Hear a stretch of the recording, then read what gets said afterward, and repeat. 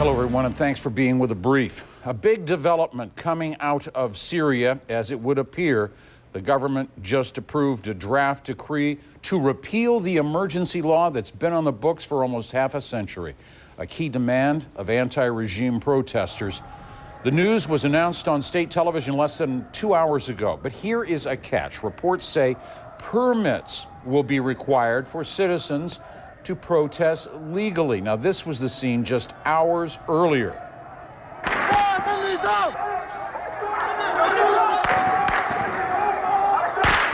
A peaceful rally broken up by bullets. A human rights activist says Syrian forces opened fire overnight in the city of Homs. Obviously, a lot of those bullets had to be fired into the air because there were so many of them. There were only 3 casualties reported, 3 deaths. The government says it had warned those demonstrators to stop their protests after 2 security officers there were, in the words of the government, martyred. An opposition member says thousands of protesters ignored the government warning and that at least 3 of them were killed, as we told you. Now, it is impossible to verify a lot of the information that comes to us out of Syria because CNN is banned from reporting there. Arwa Damon is tracking the action from CNN Beirut. And Arwa, what is the significance of the repeal of this emergency law?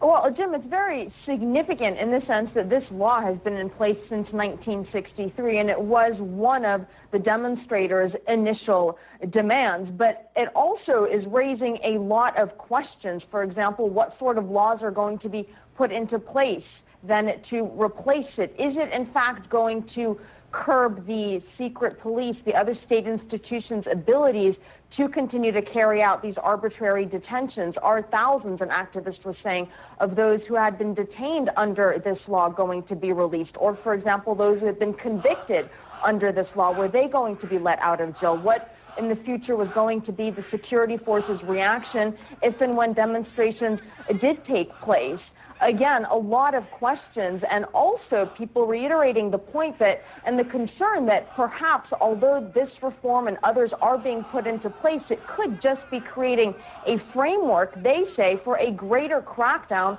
by the Syrian authorities. The very same day that the news that the state of emergency was going to be lifted came out, we also earlier heard from the Ministry of Interior warning people to stay inside and not to demonstrate, Jim. Well, what are the demonstrators going to do? Are they going to go out, or are they going to stay home? Well, Jim, according to one activist who we spoke to, according to what's coming out on social media, it most certainly does seem as if they are going to go out and continue to demonstrate, because even though the demonstrators' initial calls were for reforms, were for things like the lifting of the emergency law that we are seeing taking place right now, after the violence, they say, that took place at the hands of Syrian security forces over around the last month, they have hardened their demands. They are now saying that they want to bring about a free and democratic Syria. And whilst this might perhaps appear to be a step in that direction, it most certainly, activists are telling us, are not going to bring about an end to these demonstrations. They want real change in Syria, Jim. Arwa Damon reporting to us live from Beirut, Lebanon. Again, CNN not being given visas to get into Syria and report firsthand. Thank you, Arwa. I'm going to get another take in all of this. Joining me now, CNN's Rima Maktabi, anchor of Inside the Middle East. Why does Syria matter?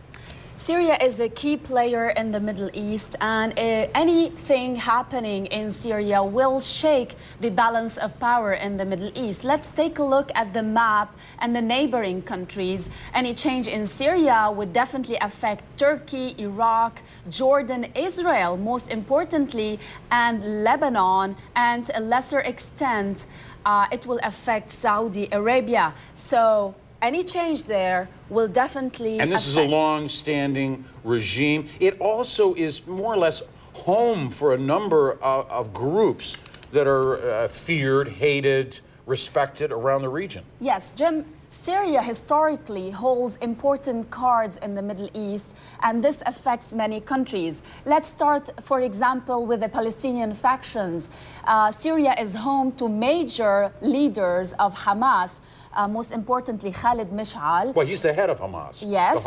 He can't even get into the occupied territories. And any changes in Palestine are sometimes orchestrated by head of Palestinian factions in Syria. Also, Syria supports Hezbollah politically, financially, and most importantly, provides arms to Hezbollah. What's a bridge from Iran? Yes, and also Syria has been the gateway to, first of all, it's a historic alliance between Iran and Syria, and it's like 30 years old. It's from Hafez al-Assad, the father, and now to the son, Bashar al-Assad. And fourth, Syria has been the gateway to extremists in Iraq, and the US have put a lot of pressure on Syria to close the gate into Iraq for these extremists. And last but not least, there has been stable borders between Israel and Syria historically. Any clashes between Israel and Syria would happen in Lebanon. So there's going to be a lot of people affected. If there's regime change in Syria, this would have a rippling effect. Even the challenges are having an effect. There's a threshold of fear, isn't there?